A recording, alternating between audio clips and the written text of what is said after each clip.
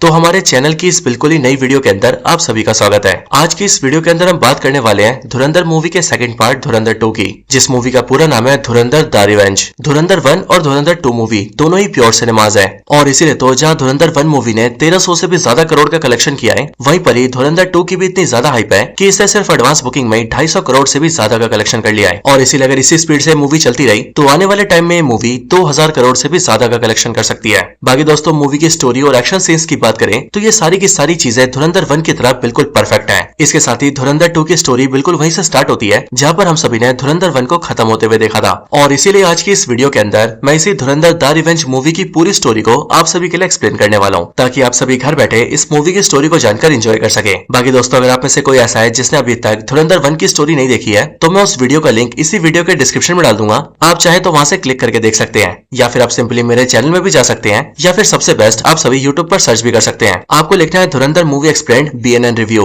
ये सर्च करते ही आप सबको सिंपली मेरे चैनल की वीडियो मिल जाएगी जिसे आप सब वॉच करके एंजॉय कर सकते हैं। बाकी रही बात इस वीडियो की, तो चलिए इसमें धुरंधर द रिवेंज की स्टोरी को जानते हैं। लेकिन वीडियो को स्टार्ट करने से पहले अगर आप में से किसी ने चैनल को सब्सक्राइब नहीं किया तो आप जल्दी से चैनल को सब्सक्राइब कर लीजिए एंड सब्सक्राइब बटन के बगल वाले बेल आइकन को ऑल पर सेट कर लीजिए, ताकि आप हमारे चैनल की सारी लेटेस्ट वीडियो सबसे पहले देख सकें। बाकी आपको वीडियो पसंद आए तो आप वीडियो को लाइक करना और कमेंट्स के अंदर धुरंधर या फिर धुरंधर 2 जरूर लिखना, क्योंकि आप सभी के लाइक्स और कमेंट्स ही हमें मोटिवेशन देते हैं। बाकी चलिए अब हम बिना किसी देरी के आज की इस कमाल की वीडियो को स्टार्ट करते हैं।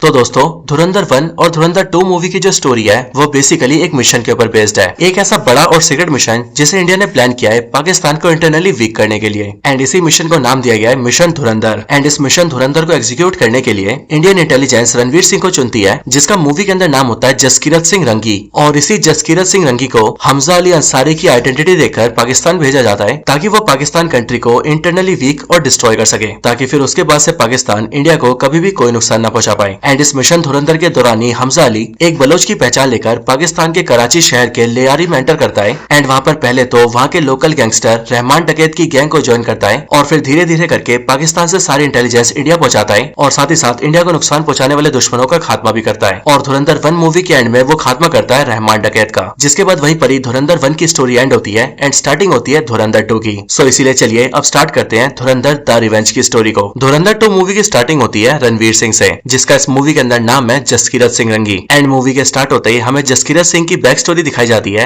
जहां पर हम ये देखते हैं कि ये कहानी लगभग साल 2000 के आसपास की होती है। हम ये देखते हैं कि जसकीरत सिंह रंगी अपने परिवार के साथ पंजाब के पठानकोट के एक छोटे से गांव में रहता था। एंड उसके परिवार में उसके पिता, उसकी माता एंड उसकी 2 बहनें थी, और सभी लोग जसकीरत सिंह रंगी को प्यार से जस्सी कहते थे। इसके साथ ही जस्सी का एक दोस्त भी था और जस्सी के इस दोस्त का नाम था पिंडा। ये पिंडा जस्सी के बचपन का दोस्त था और वो जस्सी की छोटी बहन से प्यार भी करता था। साथ ही साथ जस्सी के जो फादर थे वो इंडियन आर्मी के अंदर एक सूबेदार थे एंड वो कुछ टाइम पहले ही आर्मी से रिटायर हुए थे। और रही बात जस्सी की, तो वो खुद भी आर्मी के अंदर जाना चाहता था, जिसके लिए वो आर्मी की ट्रेनिंग किया करता था। अब दोस्तों जस्सी अपनी फैमिली और अपने दोस्त के साथ काफी ज्यादा खुश था। साथ ही साथ वो बहुत ही जल्द आर्मी के अंदर भर्ती भी होने वाला था एंड अपने देश की सेवा करने वाला था। लेकिन दोस्तों जस्सी जिस गांव में रहता था उस गांव में एक एमएलए भी रहता था, और वो एमएलए होने के साथ साथ एक गैंगस्टर भी था जो कि दूसरे लोगों की जमीनों को हड़प लिया करता था। और फिर ऐसे एक दिन उस गैंगस्टर एमएलए की जो नजर होती है वो जस्सी के फादर के एक छोटे से खेत के ऊपर पड़ जाती है। लेकिन जब जस्सी के फादर उसे वो खेत देने से मना कर देते हैं, तब वो गैंगस्टर एमएलए जस्सी के फादर को बहुत बुरी तरह से मारता है एंड उन्हें पेड़ से लटका के खत्म कर देता है। साथ ही साथ उस एमएलए के बहुत सारे गुंडे भी होते हैं जो लोग जस्सी की दोनों बहनों के साथ बहुत ही बुरा दुष्कर्म करते हैं। एंड दुष्कर्म करने के बाद वो जस्सी की बड़ी बहन को जान से मार देते हैं और छोटी बहन को उठाकर अपने साथ ले जाते हैं। अब किस्मत से जस्सी उस टाइम पर अपने घर पर प्रेजेंट नहीं होता है, और इसीलिए जैसे वो घर वापस आता है वैसे वो ये सब कुछ जान के बहुत ज्यादा दुखी होता है। लेकिन फिर इसके बाद ही जस्सी ये डिसाइड करता है कि अब वो उस गैंगस्टर एमएलए एंड उसके गुंडों से अपनी फैमिली का बदला जरूर लेगा, और उसकी जिस छोटी बहन को वो लोग अगवा करके ले गया उसे वापस लेकर आएगा। अब जस्सी के इस काम को पूरा करने के लिए जस्सी का दोस्त पिंडा उसका साथ देता है। असल में दोस्तों पिंडा का जो फादर होता है वो एक बहुत ही बड़ा नशेड़ी होता है, और खुद नशा करने के साथ साथ वो गांव में काफी सारी चरस वाली चीजें बेचता है, जैसे कि चरस, अफीम, गांजा इत्यादि। और इन्हीं सारे धंधों से पिंडा का फादर पैसे भी कमाता है। अब पिंडा के फादर को ये सारी चीजें जो होती है वो यूपी के अंदर का एक gangster politician Atif Ahmed supply करता है। और अब क्योंकि पिंडा भी उसके बारे में जानता था, इसीलिए वो जस्सी को लेकर यूपी में सीधा आतिफ अहमद के पास जाता है और आतिफ अहमद से बहाने से AK-47 जैसी 2-3 बंदूकें खरीद लेता है। जिसके बाद ही जस्सी बंदूकों को लेता है और सीधा अपने गाँव आकर एमएलए के घर में घुसता है और बारी बारी करके पहले एमएलए को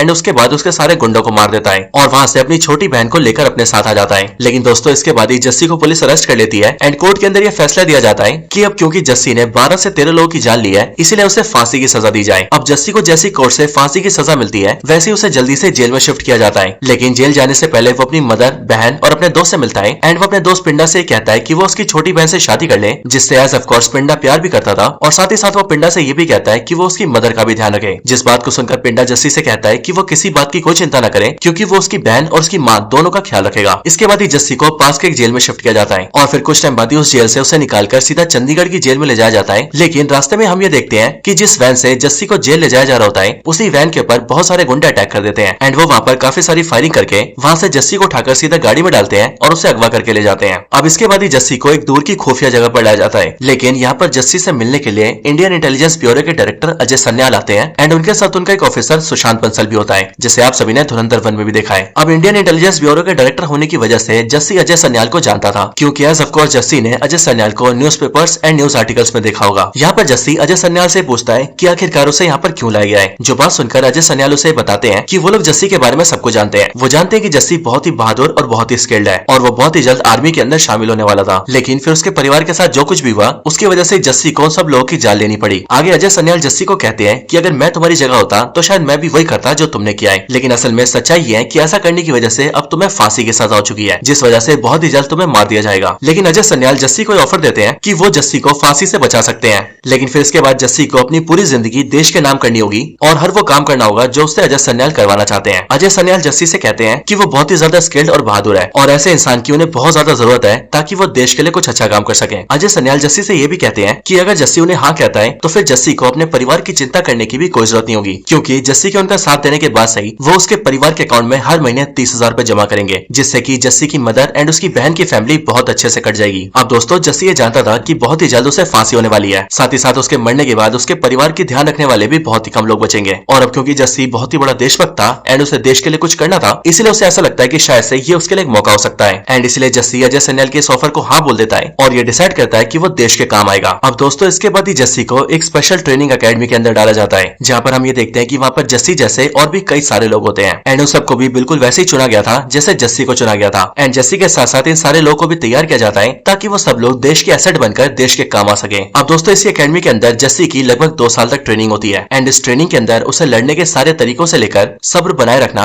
और सही मौके पर वार करना जैसी सारी चीजें सिखाई जाती है। एंड फिर इसके बाद जब जस्सी तैयार हो जाता है तब उसके बाद ही जस्सी को चुना जाता है मिशन धुरंधर को पूरा करने के लिए, और वो भी दोस्तों इसीलिए क्योंकि जस्सी अपनी पूरी ट्रेनिंग अकेडमी के अंदर सबसे बेस्ट होता है। इसके बाद ही अजय सन्याल जस्सी को एक नया नाम देते हैं जो नाम होता है हमजा अली अंसारी एंड फिर उसके बाद ही उसे अफगानिस्तान एंड पाकिस्तान के अंदर उसके सारे नेटवर्क के बारे में बताया जाता है और उसे ये भी समझाया जाता है कि उसे पाकिस्तान में जाकर किन लोगों से मिलना है, कौन लोग उसका साथ देंगे एंड उन्हें किन के खिलाफ काम करना है। साथ ही साथ जस्सी को जो कि अब हमजा अली अंसारी बन चुका है उसे अफगानिस्तान का एक झूठा पासपोर्ट दिया जाता है एंड उसे प्लेन में बिठाकर सीधा अफगानिस्तान भेजा जाता है। जिसके बाद ही जस्सी सीधा अफगानिस्तान के काबुल शहर में आता है एंड वहां पर आकर अपना हुलिया बदल के अपने मिशन के लिए तैयार हो जाता है। और फिर दोस्तों हमजा अली अंसारी अफगानिस्तान से किस तरह से पाकिस्तान घुसता है और पाकिस्तान आकर वो कैसे लियारी पहुंचता है, ये सारी चीजें हमने धुरंधर 1 में ऑलरेडी देखी हुई है। अब दोस्तों ये बैक स्टोरी भी खत्म होती है एंड हम ये जानते हैं कि एक्चुअली में अपनी ये पूरी बैक स्टोरी हमजा अपने इंडियन साथी आलम भाई को बता रहा होता है। वही आलम भाई जो कि उसकी तरह एक इंडियन एजेंट है एंड इसी की जूस की दुकान पर हमजा सबसे पहले काम किया करता था। अब दोस्तों इस पूरी स्टोरी के खत्म होने के बाद कहानी सीधा उसी प्रेजेंट टाइम पर आती है जिस टाइम पर धुरंधर 1 मूवी का एंड हुआ था और धुरंधर 1 मूवी की एंडिंग लियारी के गैंगस्टर रहमान डकैत के मरने से हुई थी। इसीलिए इस प्रेजेंट टाइम पर हम ये देखते हैं कि रहमान डकैत के मरने की खबर सब तरफ फैल चुकी है। इवन इंडिया के अजय सन्याल भी ये जान चुके हैं कि रहमान डकैत मर चुका है और हमजा अली अंसारी ने सक्सेसफुली रहमान डकैत को एग्जीक्यूट कर दिया है, यानी कि इंडिया का एक बहुत ही बड़ा दुश्मन मारा जा चुका है। लेकिन दोस्तों रहमान डकैत के मरने की वजह से लियारी शहर के अंदर बहुत ही ज्यादा शोक मनाया जाता है। लियारी शहर के अंदर हम रहमान डकैत की बॉडी को जमीन के अंदर दफनाते हुए देखते हैं, जहाँ पर उसे श्रद्धांजलि देने के लिए उजैर बलोच, अपना हमजा अली अंसारी, रहमान डकैत की वाइफ, उसके बच्चे एंड आसपास के सारे लोग होते हैं एंड यहाँ पर सारे के सारे लोग रहमान डकैत के मरने की वजह से काफी ज्यादा दुखी होते हैं। लेकिन दोस्तों लियारी शहर में दूसरी तरफ अरशद पप्पू इस बात का फायदा उठाता है और वो रहमान डकैत के मरने के बाद पूरे लियारी के ऊपर अपना कंट्रोल कर लेता है और वो बन जाता है पूरे लियारी का इकलौता गैंगस्टर। लेकिन फिर दोस्तों इसके बाद ही हम मेजर इकबाल से मिलते हैं, जहाँ पर हम ये देखते हैं कि उससे मिलने के लिए एसपी चौधरी आता है और यहाँ पर ये दोनों मिलकर आपस में बातचीत करते हैं। हम ये जानते हैं कि इन दोनों की जान पहचान काफी पुरानी है, लेकिन यहाँ पर मेजर इकबाल एसपी चौधरी से ये पूछता है कि आखिरकार एसपी चौधरी ने रहमान डकैत को क्यों मार दिया। अब दोस्तों आईएसआई के मेजर इकबाल को रहमान डकैत के के मरने से इसलिए फर्क पड़ रहा था क्योंकि रहमान डकैत आईएसआई के मेजर इकबाल को वेपन सप्लाई किया करता था। लेकिन यहाँ पर जब मेजर इकबाल एसपी चौधरी से पूछता है कि आखिरकार उसने रहमान डकैत को क्यों मारा, तब एसपी चौधरी मेजर इकबाल को बताता है कि असल में उसने ये सब कुछ बड़े साहब के बदले के लिए किया। अब दोस्तों बड़े साहब का नाम सुनकर आप सब ये नोटिस कर पाएंगे कि ये जो बड़े साहब है, इस नाम को धुरंधर 1 मूवी के अंदर भी कई बार मेंशन किया गया था, स्पेशली मेजर इकबाल के मुंह से। लेकिन धुरंधर 1 में हमें बताया नहीं गया था कि बड़े साहब कौन है। लेकिन दोस्तों मैं आपको बता दूं कि इस मूवी के अंदर यानी कि धुरंधर 2 में हमें पता चलेगा कि आखिरकार ये बड़े साहब है कौन। लेकिन बड़े साहब को जानने के लिए आप इस वीडियो में बने रहिए। अब यहाँ पर एसपी चौधरी जैसे ही बताता है कि उसने सब कुछ बड़े साहब के बदले के लिए किया था, वैसे मेजर इकबाल उससे पूछता है कि आखिरकार रहमान डकैत ने बड़े साहब का ऐसा क्या बिगाड़ा था जो तुमने उसे मारकर बड़े साहब का बदला लिया है। जो सुनकर एसपी चौधरी आईएसआई के मेजर इकबाल को बताता है कि असल में बड़े साहब का जो भाई है जिसका नाम नूरा है, उसने रहमान डकैत के साले की प्रॉपर्टी और लैंड के ऊपर कब्जा मारा हुआ था एंड उसी डिस्प्यूट के चलते रहमान डकैत ने बड़े साहब के भाई को गोली से मार दिया और मैंने रहमान डकैत को मारकर बड़े साहब का वही बदला लिया है। अब इस बात को सुनकर मेजर इकबाल एसपी चौधरी को कुछ नहीं बोलता है, लेकिन वो उसे ये बोलकर अलर्ट करता है कि वो आगे से ऐसी कोई हरकत ना करे जिससे कि उसे थोड़ा सा भी नुकसान हो। अब दोस्तों जहाँ इस तरफ ये सारी बातें चल रही थी, वहीं पर ही रहमान डकैत की गैंग के अंदर अभी बहुत ज्यादा गुस्सा था, स्पेशली रहमान डकैत के सबसे खास उजैर बलोच के अंदर, क्योंकि उजैर बलोच न सिर्फ रहमान डकैत को अपने बड़े भाई जैसा मानता था बल्कि वो रहमान डकैत की बहुत ज्यादा इज्जत भी करता था और इसीलिए रहमान डकैत के मरने का उसे सबसे ज्यादा गुस्सा था। उजैर बलोच ये जानता था कि रहमान डकैत को एसपी चौधरी ने मारा है और इसीलिए वो गुस्से में चिल्लाते हुए कहता है कि वो एसपी चौधरी को जान से मारेगा। लेकिन यहाँ पर ही अपना हमजा एक और गेम खेलता है एंड वो उजैर बलोच को ये बताता है कि असल में एसपी चौधरी रहमान भाई तक पहुंच ही नहीं सकता था, लेकिन वो रहमान भाई तक पहुंचा और उसने उसे मारा भी, वो भी इसीलिए क्योंकि किसी ने रहमान भाई की सारी डिटेल एसपी चौधरी को बताई थी और ये मुखबरी करने वाला और कोई नहीं बल्कि अरशद पप्पू था, यानी कि दोस्तों लियारी का वही तीसरा गैंगस्टर जो कि अभी रहमान डकैत के मरने के बाद पूरे लियारी का डॉन बना फिर रहा है। अब हमजा अपनी इसी बात को साबित करने के लिए एक दूसरे बंदे को लेकर आता है, जो बंदा असल में अरशद पप्पू की गैंग में होता है एंड उजैर बलोच उसे भी जानता था और वो भी यहाँ पर उजैर से यही कहता है कि हाँ ये बात सच है कि अरशद पप्पू ने रहमान डकैत के बारे में एसपी चौधरी को बताया था। बट दोस्तों एक्चुअली में यहाँ पर खेल ये होता है कि जिस आदमी को हमजा ने यहाँ पर बुलाया होता है वो खुद भी हमजा की तरह एक इंडियन एजेंट होता है जो कि काफी टाइम से अरशद पप्पू की गैंग में छुपा हुआ था और इस टाइम पर ये आदमी हमजा के साथ मिलकर उजैर बलोच का ब्रेन वॉश कर देते हैं एंड उसे बिलीव करवा देते हैं कि रहमान डकैत को मरवाने के पीछे अरशद पप्पू का हाथ है। साथ ही साथ हमजा यहाँ पर उजैर बलोच को ये भी कहता है कि एसपी चौधरी बहुत ही पावरफुल है, उसके साथ बहुत सारे पुलिस वाले होते हैं जिनके हाथों में हमेशा वेपन्स होते हैं एंड इसीलिए वो लोग अभी एसपी चौधरी को नहीं मार सकते, लेकिन हाँ उन लोगों को अरशद पप्पू को जान से मारना चाहिए एंड उससे बदला लेना चाहिए। इसके बाद ही हमजा सबसे पहले उजैर बलोच को रहमान डकैत की गैंग का लीडर बनाता है, जिसके बाद उजैर बलोच जैसी लीडर बनता है वैसी वो पूरी गैंग लेकर सीधा अरशद पप्पू की गैंग पर अटैक कर देता है और बारी बारी करके वो न सिर्फ अरशद पप्पू के सारे अड्डों में आग लगाता है बल्कि वो उसकी गैंग के सारे आदमियों को जान से भी मारते हैं। अब अरशद पप्पू पूरे लियारी में जो कत्लेआम देखता है वो कत्लेआम देखकर वो बहुत ज्यादा डर जाता है एंड वो ये समझ जाता है कि बहुत ही जल्द उजैर बलोच और हमजा उस तक पहुंच जाएंगे एंड उसे भी जान से मार देंगे। अब इस चीज से बचने के लिए अरशद पप्पू सीधा जमील जमाली को फोन करता है एंड उसके कॉन्टेक्ट में अगर उसे एक आता है कि जमील जमाली उसे किसी भी तरह से उजैर बलोच से बचा ले। ये बात सुनकर जमील जमाली अरशद पप्पू से कहता है कि वो चिंता ना करे क्योंकि वो उसे लियारी और इवन कराची से भी बाहर निकलवा सकता है, जिसके बाद वो सेफ रहेगा। ये बात सुनकर अरशद पप्पू मान जाता है एंड वो जमील जमाली के कहे अनुसार कुछ टाइम के लिए उसकी फैक्ट्री में छुपने के लिए चला जाता है। लेकिन एक्चुअली में दोस्तों जमील जमाली उजैर बलोच और हमजा के साथ ही मिला होता है, इसलिए जैसे अरशद पप्पू जमील जमाली की फैक्ट्री में छुपने जाता है वैसे हम ये देखते हैं कि वहाँ पर उजैर बलोच, हमजा एंड उनकी गैंग के सारे लोग पहले से प्रेजेंट होते हैं, जो कि न सिर्फ वहाँ पर अरशद पप्पू को पकड़ के पहले बहुत बुरी तरह से मारते हैं बल्कि उसके बाद ही वो लोग उसे कार पे बांधकर पूरे लियारी शहर के अंदर घुमाते हैं एंड देन उसके बाद ही उजैर बलोच अरशद पप्पू को सबके सामने लाकर न सिर्फ अरशद पप्पू को खत्म करता है बल्कि वो उसके हेड के साथ फुटबॉल भी खेलता है। लेकिन दोस्तों हमजा यहाँ पर भी फायदा उठाता है और वो इस पूरे इंसिडेंट की वीडियो बना लेता है एंड उसे लीक कर देता है पूरे पाकिस्तान के अंदर, जिससे कि वो वीडियो वायरल हो जाती है और पाकिस्तान में ऐसे कत्लेआम होने के चर्चे सब तरफ चलने लगते हैं, जिस वजह से गवर्नमेंट के ऊपर प्रेशर आता है कि वो लोग लियारी शहर के क्राइम को बिल्कुल भी कंट्रोल नहीं कर रहे हैं। अब क्योंकि ये सब होने की वजह से पाकिस्तान की गवर्नमेंट के ऊपर प्रेशर बनता है, इसीलिए उस टाइम का मौजूदा प्राइम मिनिस्टर एक मीटिंग रखता है, जिस मीटिंग के अंदर वो आईएसआई के मेजर इकबाल, एसपी चौधरी और जमील जमाली को बुलाता है और यहाँ पर आकर वो जमील जमाली से सवाल करता है कि वो लियारी सिटी का एमपी है और उसके रहते हुए ये सब क्या हो रहा है। आगे प्राइम मिनिस्टर सबको ये कहता है कि वो लोग रहमान डकैत की पॉलिटिकल पार्टी को बैन कर दे और उन सबको टेररिस्ट साबित कर दे, क्योंकि दोस्तों आप सबको याद होगा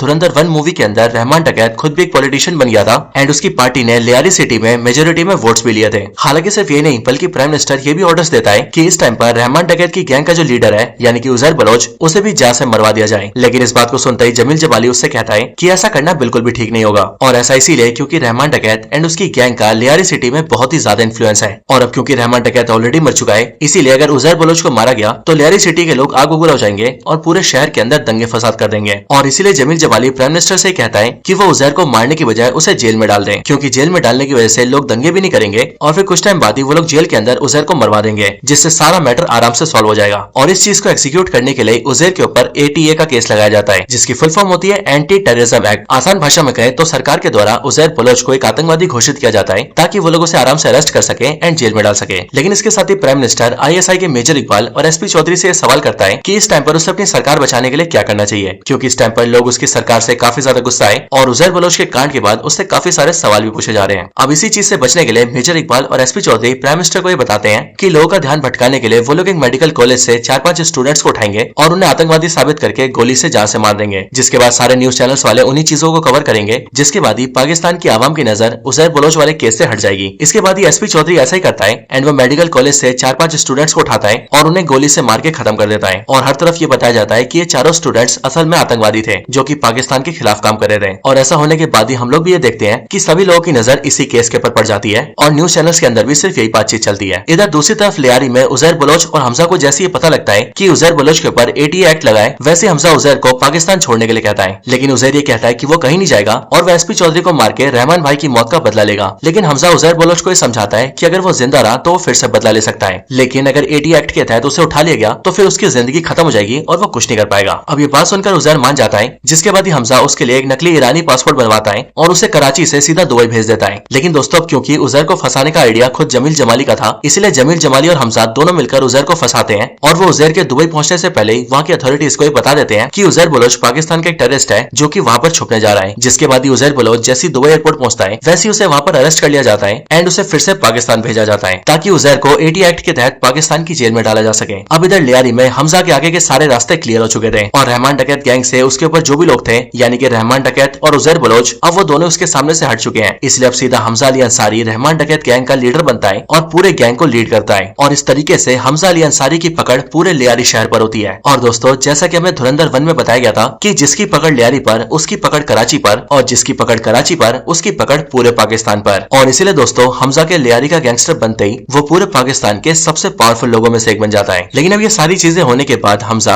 अपने ससुर जमील जमाली और खन्नानी ब्रदर से मिलता है एंड उन दोनों से मिलकर हमजा उन दोनों को बताता है कि इस टाइम पर पाकिस्तान का जो प्राइम मिनिस्टर है यानी कि जवारी वो अपने पॉलिटिकल फायदे के लिए उन लोगों को नुकसान पहुंचा सकता है। यहाँ तक कि जवारी को उन लोगों की जरूरत भी बस इस बार के इलेक्शन जीतने तक की है, इसलिए इलेक्शन जीतते ही जवारी उन सबके खिलाफ हो जाएगा। लेकिन इन सबसे बड़ी बात तो ये है कि पाकिस्तान के जो लोग हैं वो जवारी से बिल्कुल भी खुश नहीं है और इसीलिए इस बार के इलेक्शन में जवारी की हार होगी और अपोजिशन पार्टी जीतेगी। एंड इसलिए हमजा जमील जमाली और खन्नानी को कहता है कि अब उन लोगों को अपोजिशन का साथ देना होगा क्योंकि इस बार जीत उन्हीं की होगी। अब हमजा के कहने पर जमील जमाली और खन्नानी दोनों मान जाते हैं, जिसके बाद ही वो तीनों मिलकर अपोजिशन पार्टी से हाथ मिलाते हैं और अपोजिशन पार्टी के मेन लीडर से मिलते हैं जिसका नाम होता है नवाब शफीक एंड उसके साथ हाथ मिलाकर वो सारे एक साथ हो जाते हैं। जिसके बाद हम भी ये देखते हैं कि इस बार के इलेक्शंस में वही लोग जीतते हैं और रही बात जवारी की तो उसकी इस बार हार हो जाती है। अब दोस्तों इन सारी चीजों के बाद हम ISI के मेजर इकबाल से मिलते हैं एंड हमें मेजर इकबाल की बैक स्टोरी दिखती है और उसके फैमिली के बारे में बताया जाता है। हम मेजर इकबाल का घर देखते हैं जहाँ पर उसके घर के अंदर मेजर इकबाल के साथ उसकी वाइफ, उसकी एक बेटी जो कि मेंटली इल होती है एंड साथ ही साथ मेजर इकबाल का फादर भी होता है जो कि अपने पैरों से चल नहीं पाता है। हम ये जानते हैं कि मेजर इकबाल का फादर भी पाकिस्तान की आर्मी में था एंड साथ ही साथ उसने 1971 की वॉर भी लड़ी थी। लेकिन दोस्तों हम इस बात को नोटिस करते हैं कि मेजर इकबाल का फादर मेजर इकबाल को बिल्कुल भी पसंद नहीं करता क्योंकि मेजर इकबाल का कोई बेटा नहीं है बल्कि सिर्फ एक बेटी है एंड वो भी मेंटली इल है और इसी रीजन की वजह से वो मेजर इकबाल को बहुत ही उल्टा सीधा बोलता है। साथ ही साथ वो उसकी वाइफ को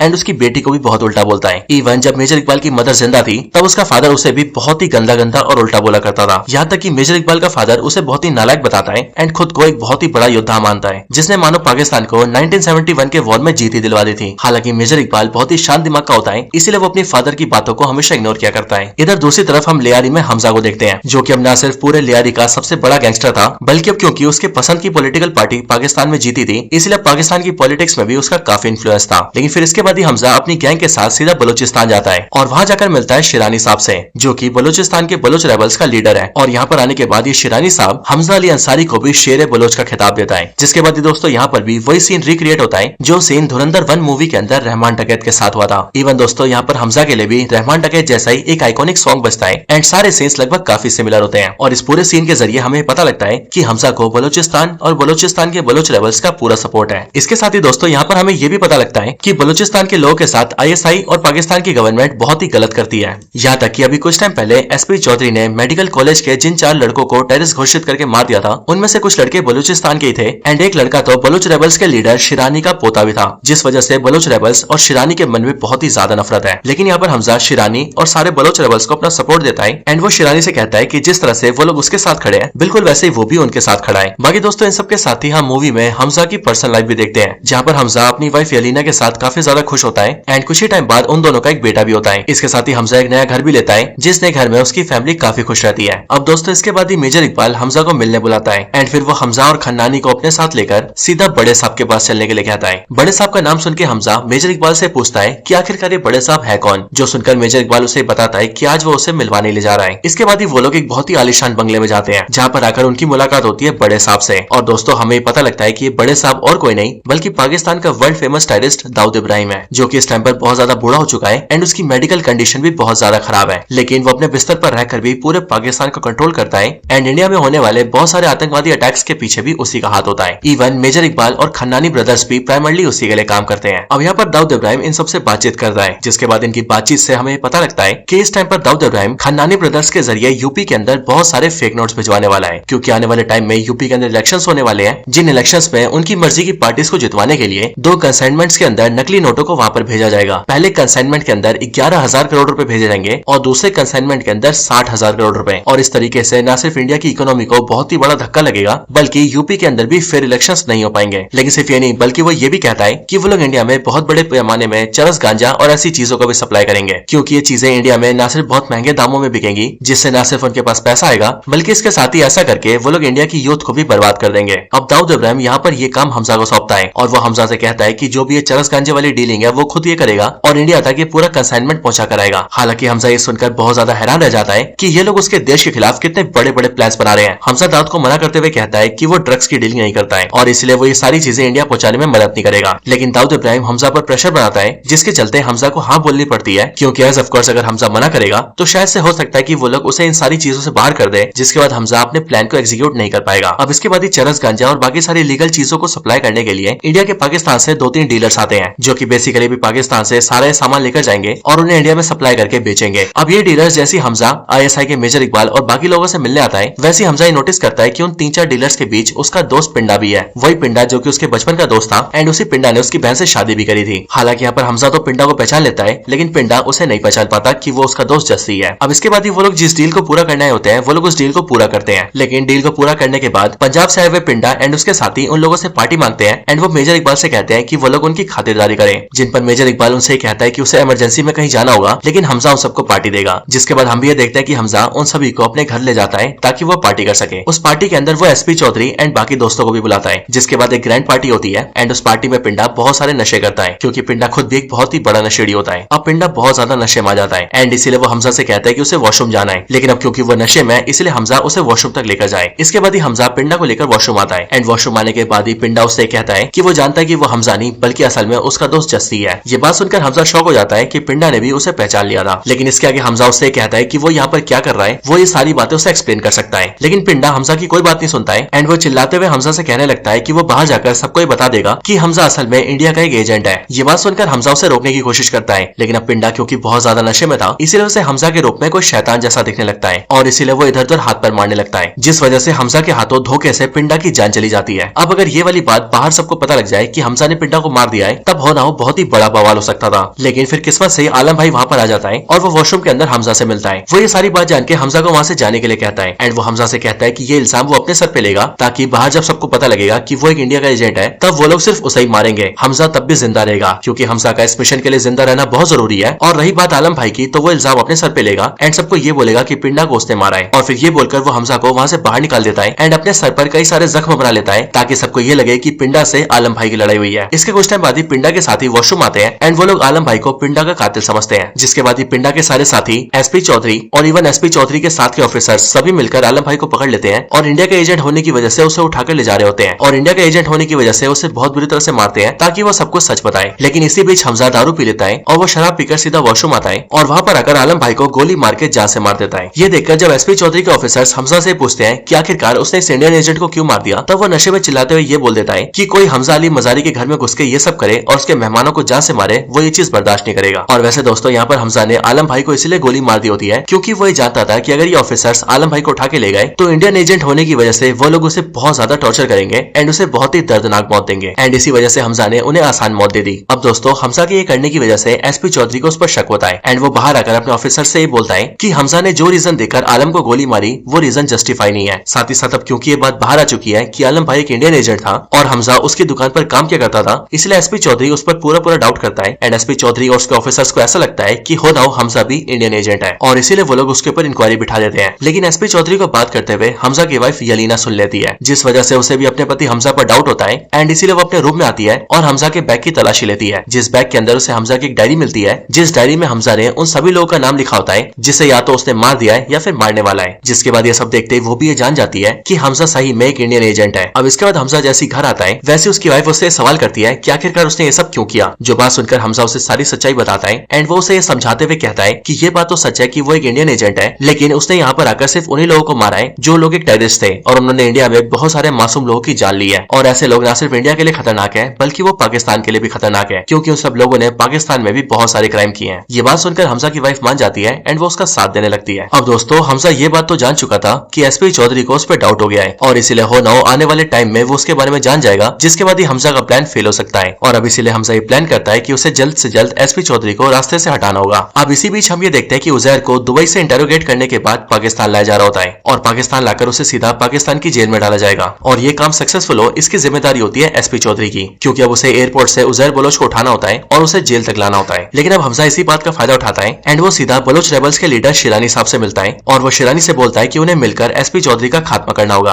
क्योंकि एसपी चौधरी ने पहले रहमान भाई को मारा, देन उसके बाद शिरानी के नाती को मारा और अब वो उजैर बलोच को मारने वाला है। साथ ही साथ वो अब तक बहुत सारे बलोचों को मार चुका है और आने वाले टाइम में बहुत से बलोचों को मारेगा भी, इसलिए उन सबको मिलकर एसपी चौधरी को रास्ते से हटा देना चाहिए। जिसके बाद वो लोग ये प्लान बनाते हैं कि वो लोग कैसे एसपी चौधरी को खत्म करेंगे। हालांकि इस बात की खबर इधर एसपी चौधरी को मिल जाती है कि हमजा इस टाइम पर बलोच रेबल्स के लीडर शिरानी से मिलने गया है और फिर इसीलिए एसपी चौधरी हमजा के प्लान को फेल करने की कोशिश करता है। लेकिन हमजा का प्लान इतना बढ़िया होता है कि वो एसपी चौधरी के सब कुछ करने के बाद भी उसे खत्म करवाई देता है, क्योंकि एसपी चौधरी जिस कार से जाता है वो उस कार के पीछे एक दूसरी कार को भेजता है जिस कार के अंदर बहुत सारा आरडीएक्स और बॉम्ब होते हैं एंड उस कार से वो एसपी चौधरी की कार को टकरा देता है, जिस ब्लास्ट में एसपी चौधरी खत्म हो जाता है। इधर दूसरी तरफ उजैर को सक्सेसफुली एयरपोर्ट से सीधा जेल में डाल दिया जाता है, जहाँ पर कोर्ट उजैर बलोच को 12 साल की जेल देती है। जेल में हमजा उजैर से मिलने जाता है एंड वो उजैर से कहता है कि वो उसे बाहर लाने की पूरी कोशिश कर रहा है, लेकिन तब भी वो जब तक जेल के अंदर है वो तब तक जेल में उसे सारी फैसिलिटीज दिलवाएगा, जैसे कि एसी, टीवी, सोफा, बढ़िया बढ़िया खाना और ऐसी चीजें। अब दोस्तों इसके बाद ही हमजा दुबई जाता है, वो भी एक बहुत ही स्पेशल मीटिंग करने के लिए। एंड इस मीटिंग के अंदर हमें पता लगता है कि ये मीटिंग हमजा अजय सन्याल और सुशांत बंसल से करने आया है। यहाँ पर हमजा को पाकिस्तान में जो भी इंटेल मिली होती है वो सारी इंटेल वो उन्हें बताता है एंड वो उनसे कहता है कि पाकिस्तान के अंदर सारे लोग मिलकर इंडिया में फेक नोटों की करेंसी भेज रहे हैं, जिनमें से 11,000 करोड़ इंडिया में ऑलरेडी एंटर हो चुके हैं, वो भी नेपाल के जरिए, और बाकी 60,000 करोड़ इंडिया में एंटर होने वाले हैं। और ये सारा का सारा पैसा यूपी के गैंगस्टर पॉलिटिशियन आतिफ अहमद के बनाए हुए नेटवर्क से किया जा रहा है। अब इस मीटिंग के बाद हमजा वापस पाकिस्तान आ जाता है और अजय सन्याल अपने ऑफिसर के साथ सीधा इंडिया जाते हैं और 60,000 करोड़ के नकली नोटों को आने से रोकते हैं। लेकिन अब क्योंकि उन पैसों को बहुत ही छोटे छोटे हिस्सों में इंडिया में लाया जाता है, इसीलिए उन्हें ट्रैक करना बहुत ज्यादा मुश्किल होता है। लेकिन फिर इसके लिए अजय सन्याल एक प्लान बनाते हैं एंड वो home minister and prime minister के साथ मिलकर ये फैसला करते हैं कि इंडिया के सारे नोट्स को ही चेंज कर दिया जाए, यानी कि डिमोनेटाइजेशन किया जाए। और फिर इस फैसले के साथ ही पीएम मोदी डिमोनेटाइजेशन कर देते हैं, जिसके बाद पाकिस्तान द्वारा जो 11,000 करोड़ इंडिया में आए थे और जो 60,000 करोड़ इंडिया में आने वाले थे, वो सारे के सारे नोट कागज बन के रह जाते हैं। और पाकिस्तान एंड आईएसआई उन पैसों का इस्तेमाल करके इंडिया में जो भी गलत काम करवाने वाले थे, जैसे कि बॉम्ब ब्लास्ट और टेररिज्म अटैक्स, वो सारे के सारे रुक जाते हैं। अब ये सब होने से पाकिस्तान में कई लोगों का नुकसान होता है, लेकिन सबसे बड़ा नुकसान होता है खन्नानी का, क्योंकि उसने दाऊद इब्राहिम के कहने पर अपनी सारी इन्वेस्टमेंट लगाकर 60,000 करोड़ के नकली नोट छपवा दिए थे, जो अब उसके सामने सिर्फ कागज से ज्यादा और कुछ भी नहीं थे। इस वजह से परेशान होकर खन्नानी आईएसआई के मेजर इकबाल से हेल्प मांगता है, लेकिन वो उसकी कोई हेल्प नहीं करता। जिसके बाद वो फोन करता है हमजा को एंड ये सुनकर हमजा उससे मिलने आता है और हमजा खन्नानी से कहता है कि वो उसकी मदद करेगा। लेकिन मदद करने के लिए वो खन्नानी को लेकर सीधा छत पे आता है और उसे छत से धक्का देकर जान से मार देता है और इस तरीके से वो भारत के एक और दुश्मन को खत्म करता है। इधर हमजा ये इंटेल भी दे देता है कि इंडिया के अंदर ये सारे गलत नेटवर्क तब तक नहीं रुकेंगे जब तक कि यूपी का गैंगस्टर पॉलिटिशियन आतिफ अहमद जिंदा है। और फिर अजय सन्याल को जैसे इस बारे में पता लगता है, वैसे ही वो आतिफ अहमद को मरवाने का प्लान करते हैं, जिसमें कि कुछ गनमैन द्वारा आतिफ अहमद को मरवा दिया जाता है। इसके साथ ही अजय सन्याल हमजा अली अंसारी को फ्री हैंड देते हैं एंड वो हमजा से कहते हैं कि अब वो लोग पूरी तरह से तैयार है, इसलिए हमजा को अब जो करना है वो उसे अपने तरीके से कर सकता है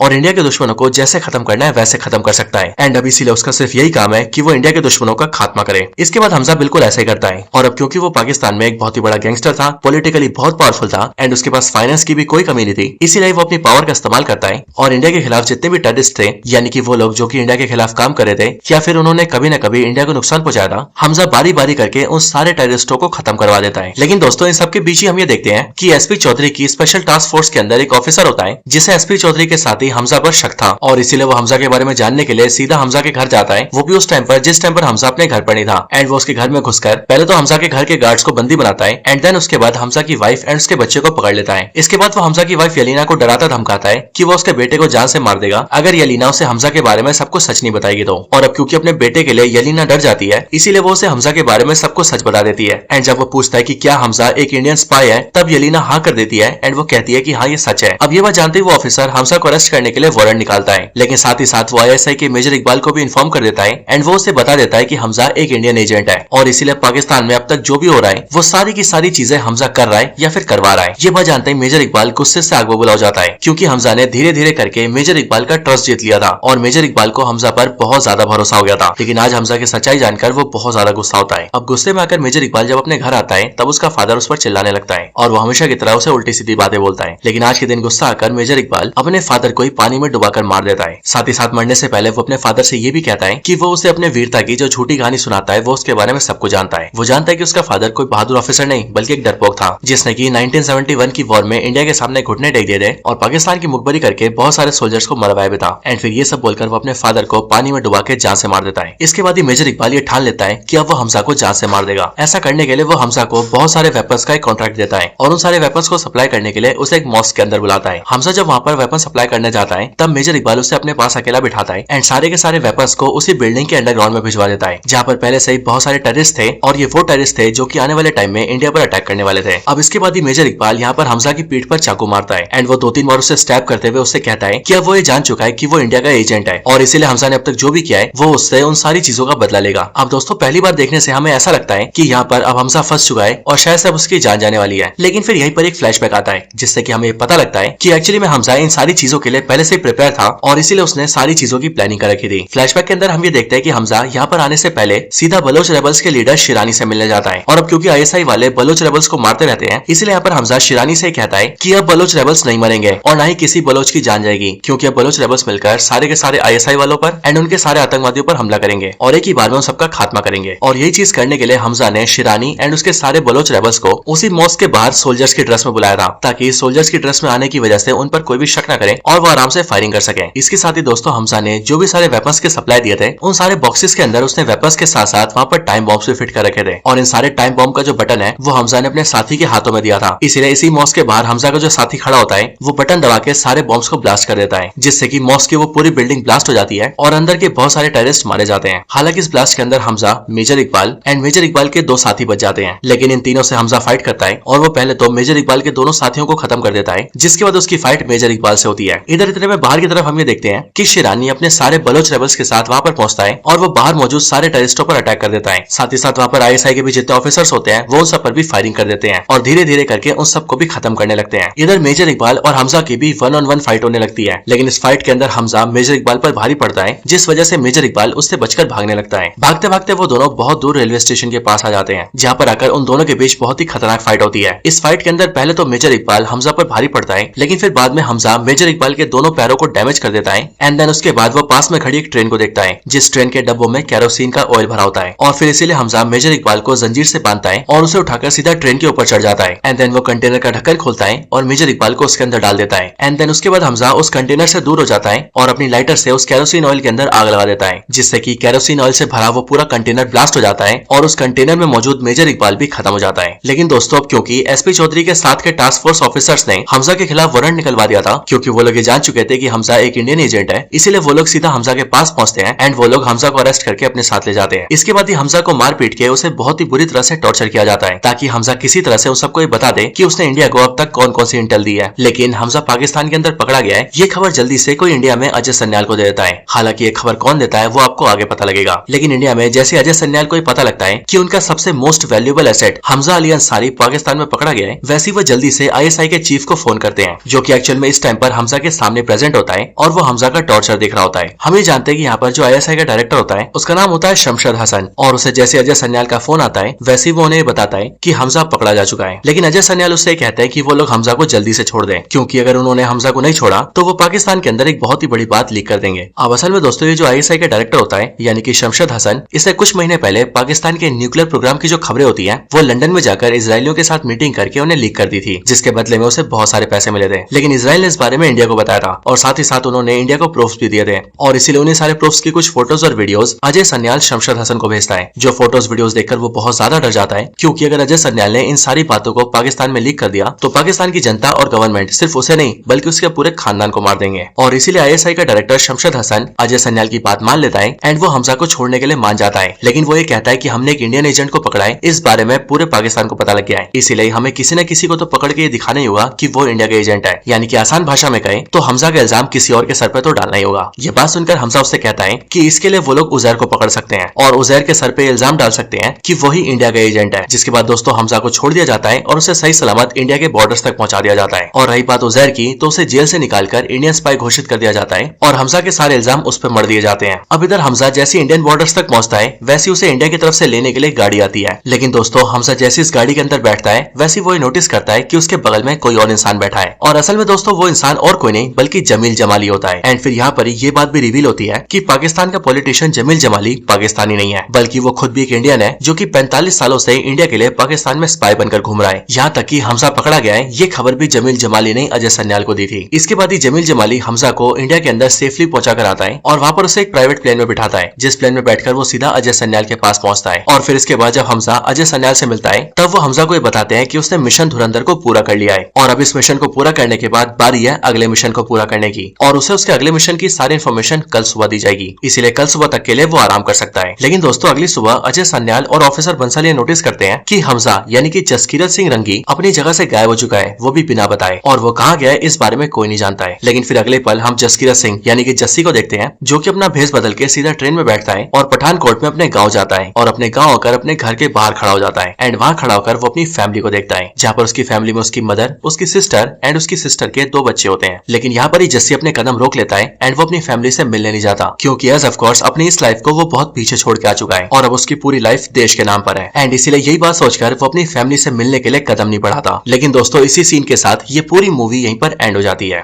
तो दोस्तों यही थी video Dhurandhar the revenge movie की कंप्लीट स्टोरी के ऊपर। आपको इस मूवी की स्टोरी और ये वीडियो कैसी लगी ये आप मुझे कमेंट्स में जरूर बताना, और अगर आपको वीडियो पसंद आई हो तो वीडियो को लाइक करना एंड कमेंट्स में धुरंधर, धुरंधर 2, गुड, वेरी गुड या फिर ऐसे किसी वर्ड का इस्तेमाल जरूर करना। लाइक और कमेंट इसीलिए क्योंकि आप सबके लाइक्स और कमेंट्स ही हमें मोटिवेशन देते हैं। बाकी अगर आप में से कोई ऐसा है जिसने अभी तक चैनल सब्सक्राइब नहीं करा तो आप जल्दी से चैनल को भी सब्सक्राइब कर लेना। बाकी मैं आपसे मिलता हूँ ऐसी किसी और बेहतरीन वीडियो में, तब तक के लिए गुड बाय।